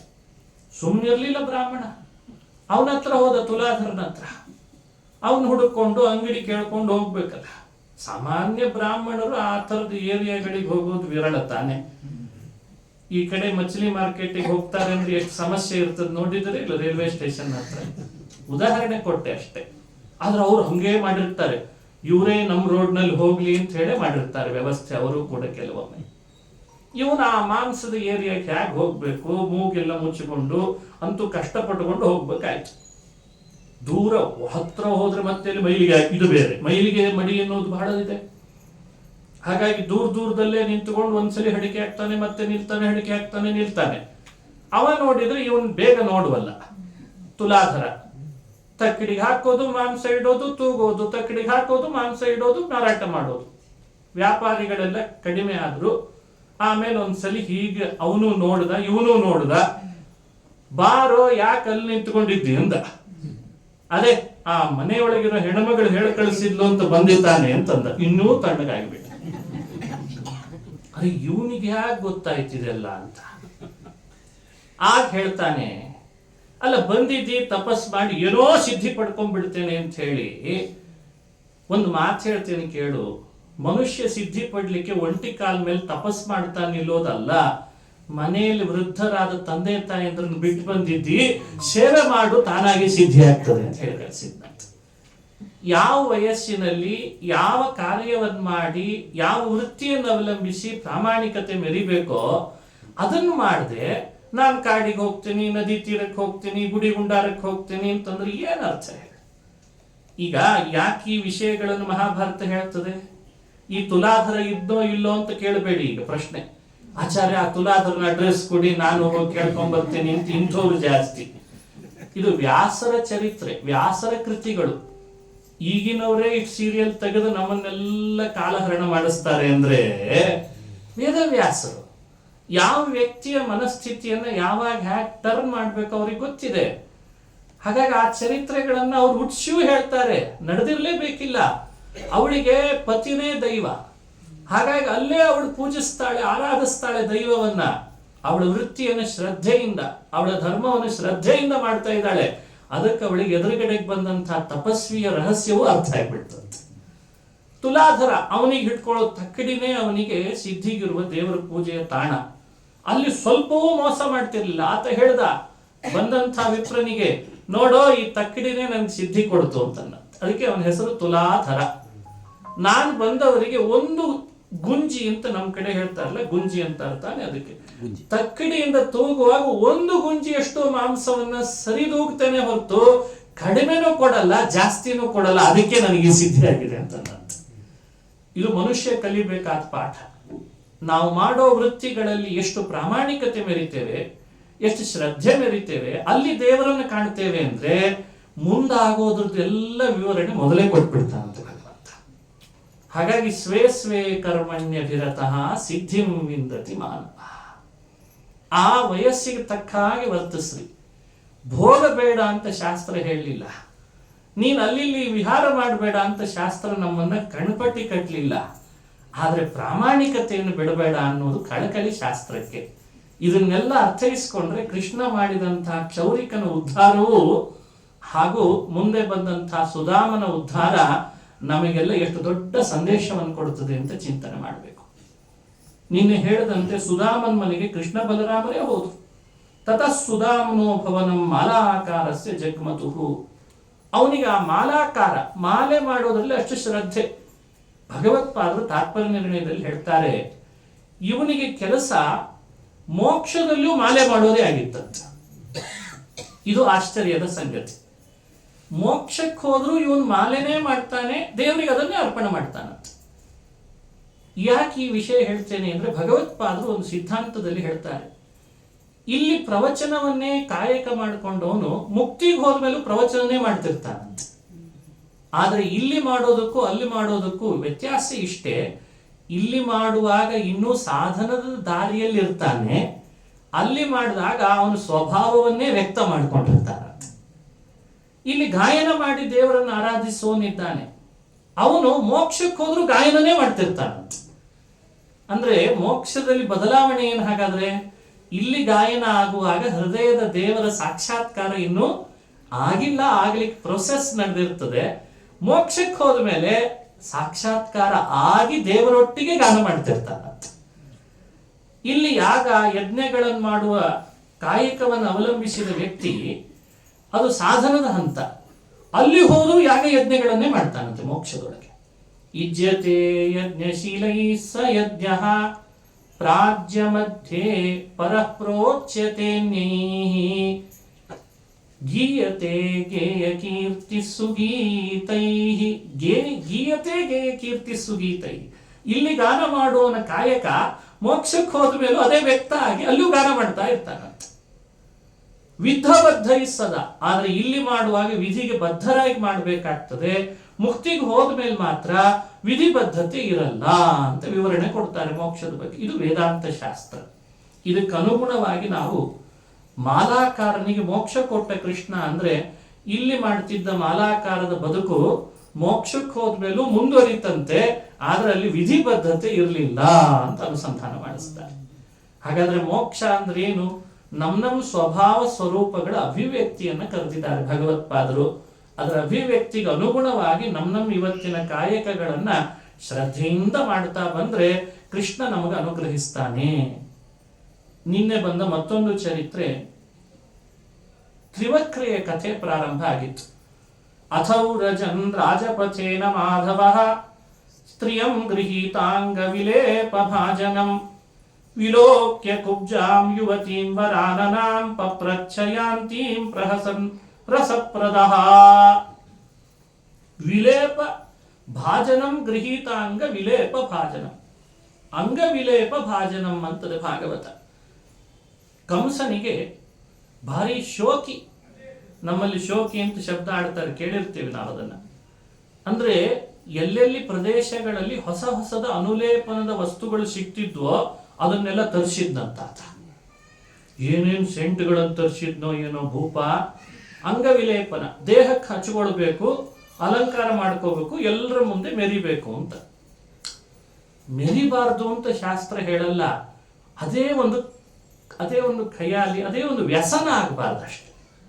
ನಮ್ಮಲ್ಲಿ ಏನಾಗಿದೆ, ವ್ಯಸನ ಜಾಸ್ತಿ. ಮನುಷ್ಯ ಹಾಗಿಲ್ಲ, ಆದ್ರೆ ಜನ ನನ್ನನ್ನು ಹಾಗೆ ಗುರುತಿಸ್ಲಿ ಅಂತ ಆಸೆ ಜಾಸ್ತಿ. ಅವನೇನ್ ಧಾರ್ಮಿಕನಲ್ಲ ಮತ್ ನೋಡಿದ್ರೆ, ಆದ್ರೆ ಫೋಟೋ ತೆಗೆಯುವಾಗ ಮಾತ್ರ ಎಲ್ಲರೂ ನನಗೆ ಲೈಕ್ ಹ್ಯಾಕ್ ಕೊಡ್ಬೇಕು ಅಂದ್ರೆ ಏನ್ ತಪಸ್ವಿಗಳಲ್ಲ ಅಂತ ಕೊಡ್ಬೇಕು ಅಂತ ಆಸೆ. ಇದು ಸರಿನಾ ಹೇಳಿ? ಭಾಗವತ ಅಂದ್ರೆ ಇದೇ ಮುಖ್ಯವಾಗಿ ಹೇಳೋ ವಿಷಯ. ಭಾಗವತ ಅಂದ್ರೆ ಏನದು? ನೀನು ಏನಿಲ್ಲ ಅದನ್ನ ಇದ್ದೇನೆ ಅಂತ ಇನ್ನೊಬ್ರಿಂದ ಅನಿಸ್ಕೊಳ್ಳೋ ಸಾಹಸ ಮಾಡಬೇಡ. ನೀನ್ ಏನಿದ್ದಿ ಅದನ್ನ ಹಾಗೇ ಜಗತ್ತು ಗುರುತಿಸೋ ಹಾಗೆ ಮಾಡ್ಕೊ. ಇದನ್ನೇ ಪ್ರೋಜ್ಜಿತ ಕೈತವೋತ್ರ ಪರಮೋ ಧರ್ಮ ಅತ್ರ ನಿರೂಪ್ಯತೆ. ನೀನ್ ಏನಿಲ್ಲ ಅದನ್ನ ಯಾಕೆ ಅನಿಸ್ಕೊಳ್ಬೇಕು ಅಂತಿ? ನೀನ್ ತಪಸ್ವಿ ಏನಲ್ಲ, ಆದ್ರೂ ನೀನು ಹಾಕೊಳ್ಳುವ ಬಟ್ಟೆ ವೇಷ ಆ ಮಾಲೆ, ಆ ಕೈಯಲ್ಲಿ ಹಾಕೊಳ್ಳೋದು, ಅದು ಸರ, ಆ ರೀತಿ ನೀನು ಸೆಲ್ಫಿ ಅದ್ರ ಫೋಟೋ ತೆಗೆಸ್ಕೋತಿ. ಜಗತ್ತೆಲ್ಲ ನಾನು ಹಾಗೆ ಅಂತ ನೋಡಿ. ಇದು ಯಾಕೆ ಇದು ವಿಚ್ವ್ಯಸನ? ಭಗವಂತ ಪ್ರೀತನಾಗೋದು ನೀನು ಈ ಥರದ ಶೋಕಿ ಮಾಡೋದ್ರಿಂದ ಅಲ್ಲ, ಒಳಗೆ ಯಾರು ಏನಿದ್ದಾನೆ ಅಂತ ನೋಡಿ ದೇವರು ಪ್ರೀತನಾಗ್ತಾನೆ. ಅದಕ್ಕೆ ತ್ರಿವಕ್ರೆಯ ಕಥೆಯನ್ನ ಭಾಗವತ ಅನುಸಂಧಾನ ಮಾಡಿಸ್ತದೆ. ಒಳಗೊಂದು ಹೊರಗೊಂದು ಬೇಡ ಅಂತ. ಇದನ್ನೇ ಇನ್ನೊಂದು ಅರ್ಥದಲ್ಲಿ ಆಸುರಿ ಸಂಪತ್ತಿನ ವಿವರಣೆ ಕೊಡ್ತಾ ಶ್ರೀಕೃಷ್ಣ ಭಗವದ್ಗೀತೆಯಲ್ಲಿ ದಂಭ ಅಂತ ಕರೆದ್ನಂತೆ. ಇದು ದಂಭ. ಆಸುರಿ ಸಂಪತ್ತಿನಲ್ಲಿ ಮೊದಲಿಗೆ ಇದು ದಂಭೋ ದರ್ಪೋ ಅಭಿಮಾನಶ್ಚ ಪಾರುಷ್ಯಂ ಅಂತ ವಿವರಣೆ ಕೊಡ್ತಾ ದಂಭ ಅಂತ ಕರೀತಾರೆ. ದಂಭ ಅಂದ್ರೆ ಅವಿದ್ಯಮಾನ ಪ್ರದರ್ಶನ. ನನ್ನ ಹತ್ರ ಶ್ರೀಮಂತಿಕೆ ಇಲ್ಲ, ಆದರೆ ಶ್ರೀಮಂತ ಅಂತ ಅನಿಸ್ಕೊಳ್ಳಿಕ್ಕೆ ಎಂಥ ಮೊಬೈಲ್ ಕವರ್ ಹಾಕಿದ್ರೆ ಅಂತಾರೋ ಅಂಥದ್ದನ್ನು ಮೊಬೈಲ್ ಕವರ್ ಹಾಕಿಸ್ತಾರೆ. ಅದನ್ನು ಹಾಕ್ಸಿ ಏನ್ರಿ ಅಷ್ಟು ಲಕ್ಷದ ಮೊಬೈಲ್ ಇಟ್ಕೊಂಡಾರವರು ಅಂತ ನಾವು ಅಂದಿರ್ಬೇಕು. ನೋಡಿದ್ರೆ ಅದು 20 ರೂಪಾಯಿ ಮೊಬೈಲ್, ಅದು ಚೋರ್ ಬಜಾರಲ್ಲಿ ಸಿಕ್ಕಿದೆ. ಸುಮ್ಮನೆ ಸಣ್ಣ ಉದಾಹರಣೆ, ಹಾಸ್ಯಕ್ಕೂ ಸರಿ ಅಂತ ಕೊಟ್ಟೆ ಅಷ್ಟೇ. ತುಂಬಾ ದೊಡ್ಡ ದೊಡ್ಡದು ಕೊಟ್ರೆ ಮತ್ತೆ ನಾಳೆ ಸಮಸ್ಯೆ ಆಗ್ಬಾರ್ದು ಅಂತ. ಅಂದ್ರೆ ಮನುಷ್ಯನಿಗೆ ಸಹಜ ಸ್ಥಿತಿಯನ್ನ ಕೃಷ್ಣ ಅಪೇಕ್ಷಿಸ್ತಾನೆ. ಕಂಸನಿಗೆ ಅದೊಂದು ವ್ಯಸನ. ಅದಕ್ಕೊಬ್ಬಳನ್ನು ನೇಮಕ ಮಾಡ್ಕೊಂಡ ಆತ. ಏನಂದ್ರೆ ನಾನು ಹೇಗಿದ್ದೇನೆ ಅಂತ ಜಗತ್ತು ನೋಡಬಾರ್ದು, ಜಗತ್ತಿ ಹೇಗೆ ಅಪೇಕ್ಷಿಸ್ತದೆ ಹಾಗೆ ನಾನು ಆಗಿರ್ಬೇಕು. ನನ್ನನ್ನ ದೊಡ್ಡವ ಅಂತ ಗುರುತಿಸ್ಲಿಕ್ಕೆ, ನಾನು ಭಾರಿ ಅಂತ ಗುರುತಿಸ್ಲಿಕ್ಕೆ ಏನೋ ಹಾಗೆ ಒಂದು ವೇಷಗಾರ. ಅದಕ್ಕೆ ಬ್ಯೂಟಿಷಿಯನ್ ಅಂತ ಇಂಗ್ಲಿಷ್ನಲ್ಲಿ ಒಂದು ಹೆಸರಿದೆ. ಅವಳನ್ನ ಹಾಗೆ ವ್ಯವಸ್ಥೆ ಮಾಡ್ಕೊಂಡ, ಅನುಲೇಪನ ಪದಾರ್ಥಗಳನ್ನು ಹೇಳ್ಕೊಂಡು ಹೊರಟಿದ್ಲಂತ ಅವಳಿಗೆ ಅದೇ ಕಾಯಕ. ಅದಕ್ಕೆ ನಾನು ಹೇಳಿದೆ ಅದು ಅವಳು ಕುಲಕಸುಬಿದ್ದಾಗಿದೆ ಅಂತ. ಕೃಷ್ಣ ಅದಕ್ಕೆ ಬೆಲೆ ಕೊಡ್ತಾನೆ. ಅವಳು ಕುಲಕಸುಬು. ಯಾರೇ ಬಂದ್ರು ಅನುಲೇಪನದ ವಸ್ತುಗಳನ್ನ ಗಂಧ ಹಚ್ಚಿ ಅವರಿಗೆ ದೇಹಕ್ಕೆ ಚೆನ್ನಾಗಿ ಕಾಣೋ ಹಾಗೆ ಮಾಡಿ ಅಲಂಕಾರ ಮಾಡಿ ಹೋಗ್ತಾಳಂತ. ನಾನು ಇದ್ರ ಬಗ್ಗೆ ಹೆಚ್ಚು ವಿವರಣೆ ಕೊಡೋದು ಬೇಡ. ಈಗೆಲ್ಲ ಮದುವೆಗೆ ಅಂತ ಅವ್ರನ್ನ ದುಡ್ಡು ಕೊಟ್ಟು ಕರೆಸ್ತಿದ್ದಾರೆ ತಾನೆ. ನನಗಿಂತ ಚೆನ್ನಾಗಿ ತಮ್ಮ ಪರಿಚಯನೇ ಇದೆ ಅವ್ರ ಬಗ್ಗೆ. ಬೇರೆ ಬೇರೆ ಊರಿನಿಂದ ಅವರಿಗೆ ವಿಮಾನದ ಚಾರ್ಜ್ ಕೊಟ್ಟು ಆ ಕಾಸ್ಟ್ಯೂಮ್ ಡಿಸೈನರ್ಸ್ ಅಂತ ಒಂದು ದೊಡ್ಡ ಗುಂಪು ಇರ್ಲಿ, ಅದೊಂದು ವೃತ್ತಿ. ಮೊದಲು ಇರ್ಲಿಲ್ಲ ಅಂತ ಭಾವಿಸ್ಬೇಡ್ರಿ, ಅಸಹ್ಯ ಪಡಬೇಡ್ರಿ. ಫೋಟೋ ಹೊಡೆಯೋನು ನಮ್ಮವನೇ ನನ್ನ ಪ್ರಕಾರ. ಹೌದು, ಅದೊಂದು ವೃತ್ತಿಯಪ್ಪ. ಚಿತ್ರ ತೆಗಿತಾನೆ, ವಿಡಿಯೋ ಮಾಡ್ತಾನೆ, ಅದು ಅವನ ಕಾಯಕ. ನೀವು ಅವನನ್ನು ಗೌರವಿಸ್ರಿ. ಅದ್ರ ಮಧ್ಯದಲ್ಲಿ ನೀವು ಪುರೋಹಿತರು, ನಿಮ್ಮ ವೃತ್ತಿ, ನೀವು ಅದನ್ನೂ ಗೌರವಿಸ್ರಿ. ಅದೇ ಸಂಗೀತ, ಅಲ್ಲೇ ಒಂದೇನೋ ಹಾಡು ಹಾಡ್ಕೊಂಡು ಪಾಪ 4 ಜನರಿಗೆ ಅವನು ಖುಷಿ ಪಡ್ತಾನೆ, ಅವನನ್ನು ಗೌರವಿಸ್ರಿ. ಯಾರನ್ನೂ ಗೌರವಿಸ್ತಿರ್ಬೇಡ್ರಿ, ಎಲ್ಲರನ್ನೂ ಗೌರವಿಸ್ರಿ ಅಂತಾನೆ ಕೃಷ್ಣ ಪರಮಾತ್ಮ. ಅದೇ ಅವನ ಚರಿತ್ರೆಯ ಮಹಿಮೆ. ಅಲ್ಲಿ ಬರ್ತಿದ್ದವಳು ತ್ರಿವಕ್ರೆ ಅಂತ ಯಾಕೆ ಹೆಸರು ಪಡ್ಕೊಂಡ್ಳು? ಅವಳನ್ನ ಕುಬ್ಜ ವಿಲೋಕ್ಯ ಕುಬ್ಜಾಂ ಯುವತೀಂ ವರಾನನಾಂ ಪಪ್ರಚ್ಛ. ಕುಬ್ಜ ಅಂದ್ರೆ ಬೆನ್ನು ಗೂನಾಗ್ಬಿಟ್ಟಿದೆ, ಗೂನು ಬೆನ್ನು. ಅವಳಿಗೆ ತಲೆ ವಕ್ರ, ಟೊಂಕ ವಕ್ರ, ಕಾಲು ವಕ್ರ. ಹಾಗಾಗಿ ಬಗ್ಗಿ ನಡಿಬೇಕಂತ ಪಾಪ. ಯಾವ ರೀತಿಯಿಂದಲೂ ಯಾರೊಬ್ರು ಅವಳ ಬಳಿಗೆ ಬರೋ ಹಾಗಿರ್ಲಿಲ್ಲ. ಆದ್ರೆ ಕೈ ತುಂಬಾ ಪಾತ್ರೆ ಇಟ್ಕೊಂಡು ಹೇಗಂದ್ರಂಗ್ ಹೆಜ್ಜೆ ಇಟ್ಕೊಂಡು ಕಂಸನ್ ಮನೆಗೆ ಹೋಗಿ ಅವನಿಗೆ ಅಲಂಕಾರ ಮಾಡಬೇಕು ಅಂತ ಹೊರಟಿದ. ದಾರಿಯಲ್ಲಿ ಕೃಷ್ಣ ಬಂದು ನೋಡಿದ ಅವಳನ್ನ. ಕಾತ್ವಂ ವರೋರ್ ವೇತದು. ಅದಕ್ಕೆ ಕೃಷ್ಣ ಹೇಳ್ತಾನೆ ಅವಳ ಜೊತೆ, ಕಾತ್ವಂ ವರಾರೋಹ, ಯಾರು ನೀನು ಅಂತ ಕೇಳ್ದ. ತನ್ನ ಬಗ್ಗೆ ಹೇಳ್ಕೊಂಡ್ಲು. ದಾಸ್ಯಸ್ಮ್ಯಹಂ ಸುಂದರ ಕಂಸ ಸಮ್ಮತ. ಕಂಸನಿಗೆ ಬಹಳ ಬೇಕಾದಂಥ ದಾಸಿ ನಾನು ಅಂತ ಹೇಳ್ಕೊಂಡ್ಲಂತೆ. ಗಂಧ ಹಚ್ತಾಳೆ, ಅನುಲೇಪನ ಪದಾರ್ಥಗಳನ್ನು ಹಚ್ತಾಳೆ. ಆದ್ದರಿಂದ ಸರಿಯಿಂದ ಕೃಷ್ಣ ಆಗ ಹತ್ರ ಬಂದಾಗ ಅವಳು ಕೃಷ್ಣನ್ ನೋಡಿ ಮೋಹಿತಳು ಆದ್ಲಂತೆ. ದಿನಾ ಕಂಸನಿಗೆ ಅಲಂಕಾರ ಮಾಡಿ ಮಾಡಿ ಕೈಯೆಲ್ಲ ಸೌದೋಗ್ಬಿಟ್ಟಿದೆ. ಕೃಷ್ಣ ನೀನ್ ನೋಡಿದ್ರೆ ನಂಗೆ ಅಲಂಕಾರ ಮಾಡಿಸ್ಬೇಕು ಅನಿಸ್ತಾ ಇದೆ ಅಂತಂದಂತೆ. ಆಯ್ತು ಅಂದ ಕೃಷ್ಣ. ಅವಳ ಭಕ್ತಿ, ಅವಳ ಶ್ರದ್ಧೆ, ಅವಳ ಪ್ರಾಮಾಣಿಕತೆಗೆ ಕೃಷ್ಣ ಸ್ವಲ್ಪವೂ ಯೋಚಿಸದೇನೆ ತಕ್ಷಣಕ್ಕೆ ಅಲಂಕಾರ ಮಾಡಿಸ್ಕೊಳ್ತಾನೆ. ಅಲಂಕಾರ ಮಾಡಿದಾಗ ರೂಪ ಪೇಶಲ ಮಾಧುರ್ಯ ಹಸಿತಾಲಾಪವೀಕ್ಷಿತೈ ಧರ್ಷಿತಾತ್ಮಾದೌ ಸಾಂದ್ರಂ ಉಭಯೋರನುಲೇಪನಂ. ಬಲರಾಮನಿಗೂ ಮಾಡಿದ್ದಾಳೆ, ಕೃಷ್ಣನಿಗೂ ಮಾಡಿದ್ದಾಳೆ. ಇಬ್ಬರಿಗೆ ಬಹಳ ಅಲಂಕಾರ ಮಾಡಿ ಕನ್ನಡಿ ಹಿಡಿದು ತೋರಿಸಿ ಮೊದಲೇ ಚಂದ ಕೃಷ್ಣ. ಅಲಂಕಾರದ ತವನಿಧಿ ಆತ. ಅಲಂಕಾರ ಸಾರೋ ಜಯತಿ ಸೌದಾರೋ ಯದುಪತಿ ಅಂತಾರೊಬ್ಬ ಕವಿಗಳು. ಅಲಂಕಾರದ ತವನಿಧಿ ಅಂದ್ರೆ ಕೃಷ್ಣ ಅಂತೆ. ಒಲಿಯೋದು ಅಲಂಕಾರದಿಂದ ಅಂತ ಹೇಳ್ತದೆ. ಒಬ್ಬೊಬ್ರು ಒಂದೊಂದರಿಂದ ಒಲಿತಾರೆ ಅಂತ ಒಂದು ಪುರಾಣದ ಮಾತು. ಶಿವ ಒಲಿಬೇಕಾದ್ರೆ ಅಭಿಷೇಕ ಚೆನ್ನಾಗಿ ಮಾಡಿಸ್ಬೇಕು ಅಂತಿದೆ. ದಿನ ಅಭಿಷೇಕ ಮಾಡಿದ್ರೆ ಶಿವ ಬೇಗ ಒಲಿತಾನೆ. ಸೂರ್ಯ ನಮಸ್ಕಾರ ಮಾಡಿಸ್ಕೊಂಡ್ರೆ ಒಲಿತಾನೆ. ನಮಸ್ಕಾರ ಸಾಕವನಿಗೆ. ನಮಸ್ಕಾರ ಪ್ರಿಯೋ ಭಾನು, ಅಭಿಷೇಕ ಪ್ರಿಯ ಶಿವ, ಅಲಂಕಾರ ಪ್ರಿಯೋ ವಿಷ್ಣು ಅಂತ. ವಿಷ್ಣು ಪ್ರೀತನಾಗಬೇಕಾದ್ರೆ ದಿನ ಚೆನ್ನಾಗಿ ಅಲಂಕಾರ ಮಾಡಬೇಕು. ಏನ್ ಕಷ್ಟ ಇಲ್ಲ ದೇವರಿಗೆ ಅಲಂಕಾರ ಮಾಡೋದು. ನಮ್ಮನ್ನೇ ಎಷ್ಟು ಕನ್ನಡಿ ಮುಂದೆ ನೋಡ್ತೇವೆ, ಏನೆಲ್ಲ ಮಾಡ್ಕೊಳ್ತೇವೆ. ದೇವರಿಗೆ ಅಲಂಕಾರ ಮಾಡದೇ ಇದ್ರೆ ಹಾಗೆ. ಸಮಯ ಮೀಸಲಿಟ್ಟು ಮಾಡಲೇಬೇಕು. ಅಲಂಕಾರ ಪ್ರಿಯೋ ವಿಷ್ಣು, ಬ್ರಾಹ್ಮಣೋ ಭೋಜನ ಪ್ರಿಯ. ಅದು ಬಹುಜನ ಪ್ರಿಯ ಅಂತ ಒಂದು ಪಾಠ ಇದೆ. ಬಹುಜನಗಳಿಗೆ ಪ್ರಿಯನಾಗಿರ್ತಾನೆ ಅಂತ. ಸಾಮಾನ್ಯ ವ್ಯಂಗ್ಯ ಮಾಡುವಾಗ ಹೇಳೋದು ಇದನ್ನೇ ಅಲ್ವೇ, ಭೋಜನ ಪ್ರಿಯ ಬ್ರಾಹ್ಮಣ ಅಂತ. ಇರ್ಲಿ, ಏನ್ ತಪ್ಪಾಯ್ತು? ಅದು ತುಪ್ಪ ತಿನ್ನೋರಿಗೆ ಅವರಿಗೆ ಚೆನ್ನಾಗಿರ್ತದದು. ಅಂತೂ ಇಂತೂ ಒಂದೊಂದರಿಂದ ಒಬ್ಬೊಬ್ರು ಪ್ರೀತರಾಗ್ತಾರೆ. ಕೃಷ್ಣ ಅಲಂಕಾರದಿಂದ ಪ್ರೀತನಾದ. ಅವಳ ಕಾಯಕ ನೋಡಿ ಬಹಳ ಮೆಚ್ಚಿಕೊಂಡ. ಎಷ್ಟು ಶ್ರದ್ಧೆ ಇವಳಿಗೆ ಅಂತ. ಪ್ರಸನ್ನೋ ಭಗವಾನ್ ಕುಬ್ಜಾಂ ತ್ರಿವಕ್ರಾಂ ರುಚಿರಾನನಾಂ. ಪ್ರಸನ್ನನಾದ ಕೃಷ್ಣ ನಗನಗತಾ ಕೇಳ್ತಾನೆ, ನಿನಗೆ ಏನ್ ಬೇಕು ಹೇಳು, ನಾನ್ ಕೊಡ್ತೇನೆ ಅಂತಂದ. ಮೌಲ್ಯ ಕೊಡ್ಬೇಕಲ್ಲ ಮಾಡಿಸ್ಕೊಂಡದ್ದಕ್ಕೆ. ಮೌಲ್ಯಕ್ಕೆ ಎಂದಾಗ ಕೃಷ್ಣನಿಗೆ ಅವಳಂತಾಳೆ, ಈ ದೇಹ ತ್ರಿವಕ್ರವಾಗಿದೆ, ಯಾರು ವಿವಾಹ ಮಾಡ್ಕೊಳ್ತಿಲ್ಲ, ನೀ ಮಾಡ್ಕೊಂಡ್ರೆ ಸಾಕು ಅಂತಂದ. ಅಲ್ಲೇ ಬಲರಾಮ ಇದ್ದ, ಬೇಕಿತ್ತ ನಿನಗಿರು ಅಂತ. ಅಲ್ಲ, ಅವಳು ಎಲ್ಲಿ, ನೀನ್ ಎಲ್ಲಿ? ಇಡೀ ಮಥುರಾ ಪಟ್ಟಣವೇ ಬೇಡ ಅಂತ ಬಿಟ್ಟಿದೆ ಅವಳನ್ನ.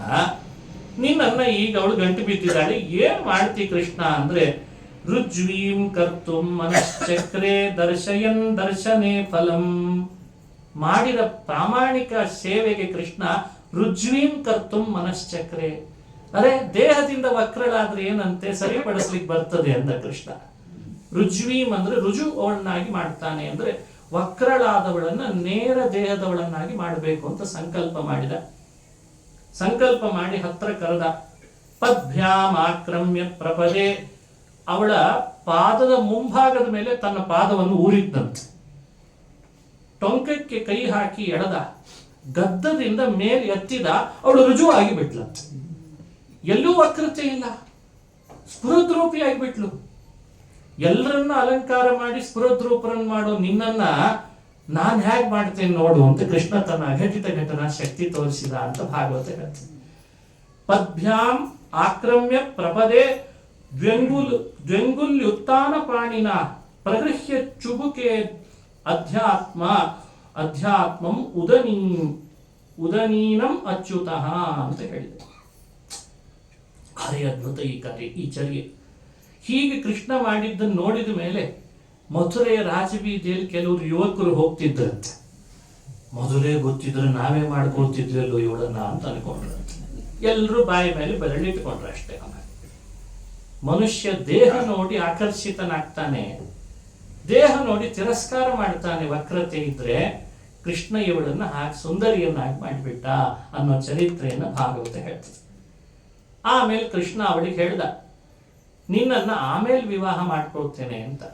ಕೂಡ್ಲೆ ಮಾಡ್ಕೊಳ್ಳಿಲ್ಲ, ಮುಂದೆ ವಿವಾಹ ಮಾಡ್ಕೊಂಡದ್ದು ಭಾಗವತ ಹೇಳ್ತದೆ. ಬಂದಂತೆ ಕೃಷ್ಣ ಅವಳ ಬಳಿಗೆ. ಕಂಸ ಸಂಹಾರ ಆದ್ಮೇಲೆ ಅವಳೊಟ್ಟಿಗೆ ಕಾಲ ಕಳೆದ, ರಮಿಸಿದ. ಮಗು ಹುಟ್ಟಿತಂತೆ. ಮಗನಿಗೆ ವಿಶೋಕ ಅಂತ ನಾಮಕರಣ ಮಾಡಿದ್ದಂತೆ ಕೃಷ್ಣ. ಅವನಿಗೆ ತನ್ನ ಕುಲಕಸಬಾದ ಸಾರಥ್ಯವನ್ನು ಹೇಳ್ಕೊಟ್ಟ ಅಂತ ಇದೆ. ಮಹಾಭಾರತ ಯುದ್ಧದಲ್ಲಿ ಭೀಮನ ರಥದ ಸಾರಥಿಯನ್ನಾಗಿ ವಿಶೋಕನನ್ನ ನೇಮಕ ಮಾಡಿಸಿದ ಅಂತ ಕಥೆ ಭಾಗವತದಲ್ಲಿ ಬರ್ತದೆ. ಅಪ್ಪ ಅರ್ಜುನನ್ ರಥದ ಸಾರಥಿ, ಮಗ ಭೀಮರಥದ ಸಾರಥಿ. ಎಂಥ ನೆಪೋಟಿಸಮ್ ಇತ್ತು ನೋಡಿ ಆ ಕಾಲದಲ್ಲಿ. ಅಂದ್ರೆ ತನ್ನ ಕುಲ ಕಸಬನ್ನ ಕೃಷ್ಣ ಮುಂದುವರಿಸಲಿಕ್ಕೆ ಒಬ್ಬನನ್ನ ತಯಾರು ಮಾಡಿದ ಅಂತದೆ ಭಾಗವತ. ಇದು ಜಗತ್ತಿಗೆ ಕೊಡಬೇಕಾದ ಸಂದೇಶ. ಎಷ್ಟೆಷ್ಟು ಕುಲ ಕಸಬುಗಳಿವೆ, ಅವುಗಳಿಗೆ ಹೆಚ್ಚೆಚ್ಚು ನಾವು ಬೆಲೆ ಕೊಡಬೇಕು. ಸಾಧ್ಯವಾದಷ್ಟು ಅವುಗಳನ್ನು ಮುಂದುವರಿಲಿಕ್ಕೆ ಪ್ರೇರಣೆ ಕೊಡಬೇಕಾಗಿದೆ. ಇವೆಲ್ಲ ಜವಾಬ್ದಾರಿ ಸಮಾಜದ ಪ್ರಜೆಗಳದ್ದು. ಆ ರೀತಿ ಕೃಷ್ಣ ನಡ್ಕೊಂಡ. ಅವಳಿಗೆ ಅದರಿಂದ ಅನುಗ್ರಹನೂ ಆಯಿತು. ಅವಳು ಯಾರು? ಅವಳು ಹಿಂದೆ ಏನಾಗಿದ್ಲು? ಸೀತೆ ಅಶೋಕವನದಲ್ಲಿ ಶಿಂಶುಪಾ ವೃಕ್ಷದ ಕೆಳಗೆ ಕುಳಿತಿದ್ಲಂತೆ. ಅವಳಿಗೆ ಸಾಂತ್ವನ ಹೇಳಿಕ್ಕೆ ಒಬ್ಬರು ತ್ರಿಜಟೆ ಅಂತ ರಾಕ್ಷಸಿ.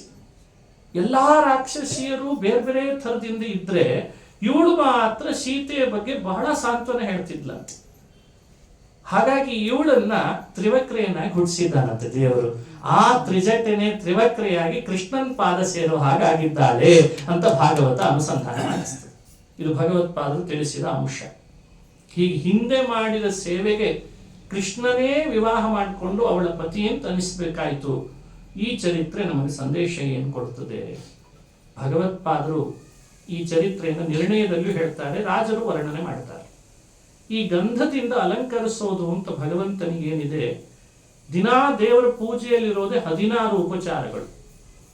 ಷೋಡಶ ಉಪಚಾರ ಪೂಜೆಯನ್ನು ಮಾಡಬೇಕು ಅಂತ ತಾನೇ ಹೇಳಿರೋದು ಶಾಸ್ತ್ರ.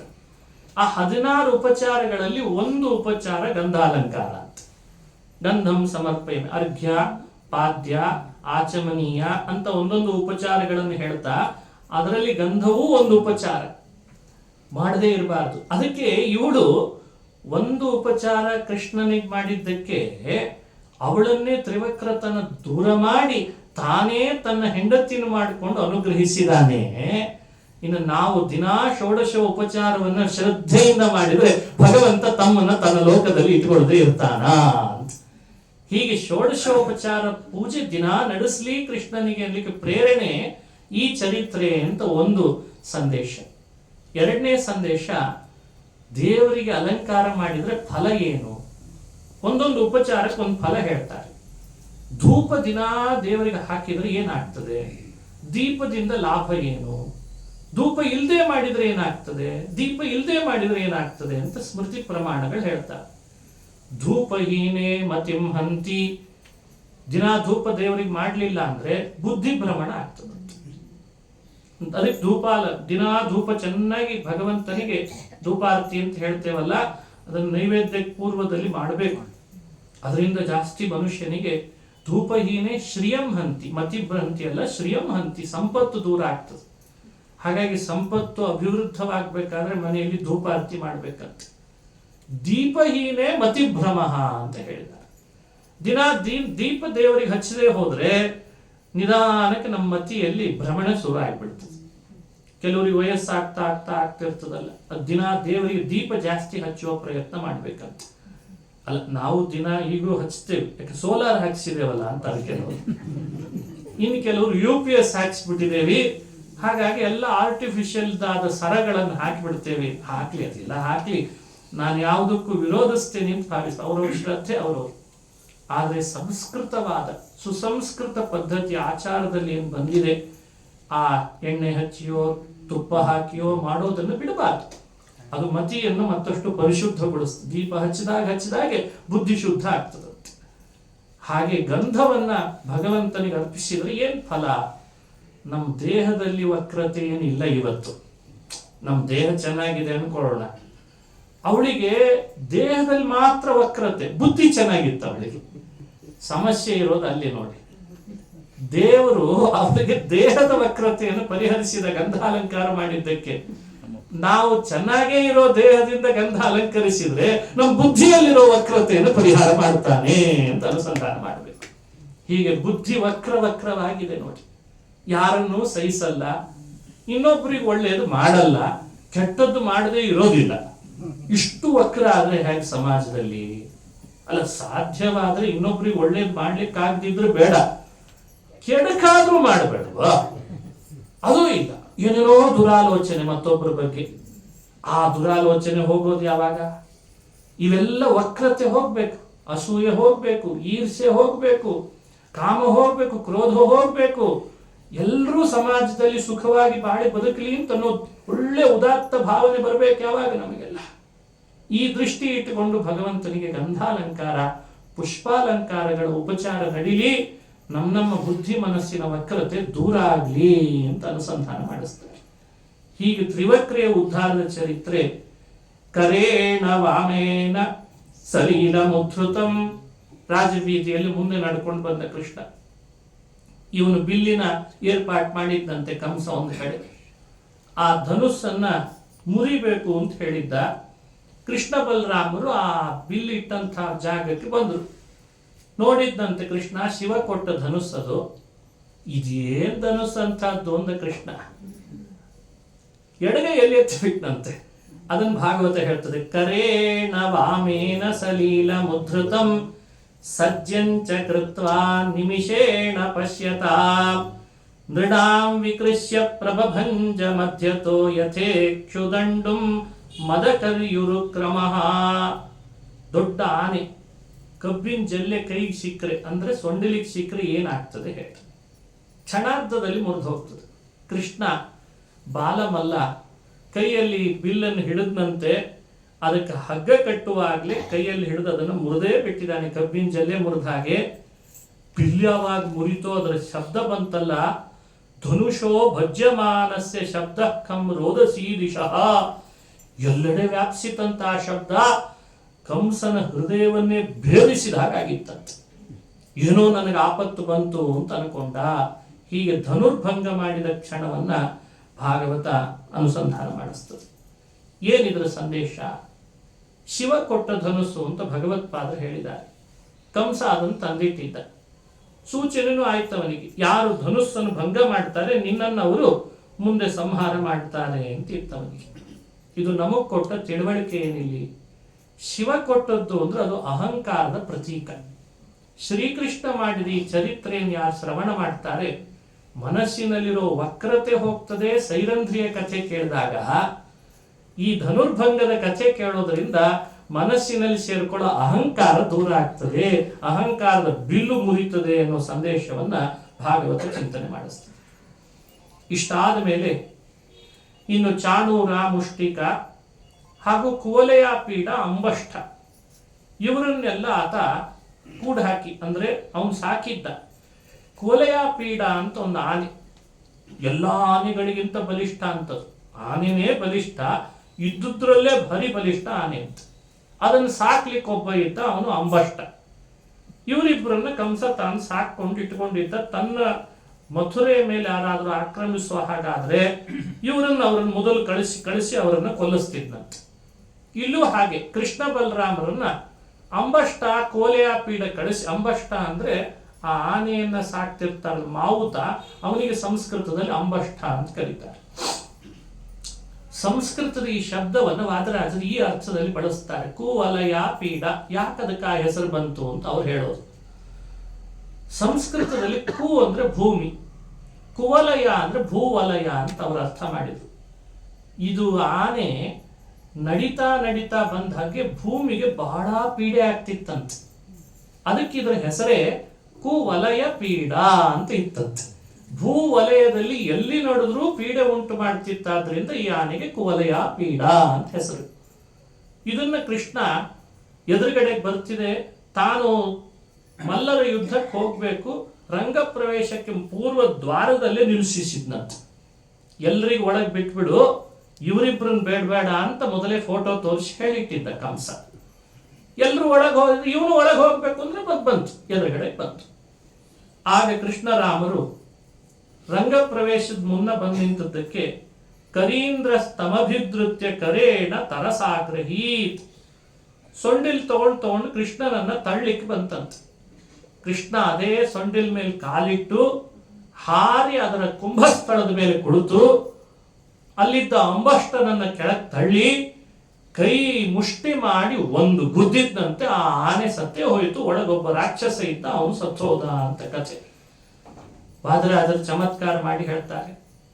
ಕೃಷ್ಣ ಆನೆಯನ್ನು ಹೀಗೆ ಕೊನ್ನಲ್ಲ, ಮೊದಲೇನೆ ಏನ್ ಸೂಚಿಸಿದ ಅಂದ್ರೆ ಮುಂದೆ ಕಂಸನಿಗೆ ನರಕ ಯಾತ್ರೆ ಮಾಡ್ಲಿಕ್ಕಿದೆ. ಈ ಯಾತ್ರೆಗೆ ಹೋಗ್ಬೇಕಾದ್ರೆ ಕಾರ್ ಎಲ್ಲೂ ಪಂಚರ್ ಆಗ್ಬಾರ್ದು, ಅಪಘಾತ ಆಗ್ಬಾರ್ದು ಅಂತ ಒಂದು ತೆಂಗಿನಕಾಯಿ ನಿವಾಳಿಸೋ ಪದ್ಧತಿ ಇದೆ. ಈಗಲೂ ಮಾಡ್ತಾರೆ. ತೆಂಗಿನಕಾಯಿ ನಿವಾಳಿಸಿದ್ರೆ ಏನು ಅನಿಷ್ಟಗಳು ಬರಲ್ಲ ಯಾತ್ರೆಯಲ್ಲಿ. ಕೃಷ್ಣ ಗೋಕುಲದಿಂದ ಬರುವಾಗ ತೆಂಗಿನಕಾಯಿ ಮರೆತು ಬಂದಿದ್ದ, ಯಾವುದು ಸಿಗಲಿಲ್ಲ ಅವನಿಗೆ. ಅದಕ್ಕೆ ಏನ್ ಮಾಡಿದ, ಬಹುಶಃ ಆನೆನೇ ದೊಡ್ಡ ತೆಂಗಿನಕಾಯಿ ಇದ್ದಾಗಿತ್ತು, ಅದಕ್ಕೆ ಅದರ ಕುಂಭಸ್ಥಳ ಭೇದಿಸಿದ್ನಲ್ಲ. ಏನ್ ಮಾಡಿದ ಅಂದ್ರೆ ಮುಂದಾಗೋ ನರಕ ಯಾತ್ರೆ ನಿರ್ವಿಘ್ನವಾಗಲಿ ಅಂತ ತೆಂಗಿನಕಾಯಿ ಒಡೆದ ಅಂತ ನಾರಿಕೇಲ ತುಲನಾಂ ಸಜಗಾಮ ಅಂತ ಚಮತ್ಕಾರ ಮಾಡಿದ್ದಾರೆ ರಾಜರು. ಹೀಗೂ ಕೃಷ್ಣನ್ ಕಥೆ ನೋಡ್ಬೋದಾ ಅಂತ ಹೇಳಿಕೊಟ್ಟವರೇ ವಾದಿರಾಜರು ಮಹಾನುಭಾವರು. ಅಂತೂ ಆ ಕುವಲಯ ಪೀಡದ ಸಂಹಾರವು ಭೂಭಾರ ಹರಣದ ಆದಂತೆ ಆಯ್ತು. ಅಂಬಷ್ಟನನ್ನ ಕೊಂದ. ಆಮೇಲೆ ಬಂದವರೇ ಚಾಣೂರ, ಮುಷ್ಟಿಕ ಅಂತ ಮಲ್ಲರು ಬರ್ತಾರೆ. ಕೃಷ್ಣ ರಂಗಪ್ರವೇಶ ಮಾಡ್ತಾನೆ, ಬಲರಾಮನು ರಂಗಪ್ರವೇಶ ಮಾಡ್ತಾನೆ. ಚಾಣೂರ ಮುಷ್ಟಿಕರ ಜೊತೆಗೆ ಭಾರಿ ಯುದ್ಧ ನಡೆದಿದೆ ಅಂತಂತಾರೆ. ರಂಗ ಪ್ರವೇಶಿಸಿದ ಕೃಷ್ಣನಿಗೆ ಜಯಘೋಷ ಆಗ್ತಾ ಇತ್ತಂತೆ ಗೋಪಾಲಕರು. ಮಥುರಾ ಪಟ್ಟಣ ವಾಸಿಗಳು ಜಯಘೋಷ ಮಾಡ್ತಾ ಇತ್ತು.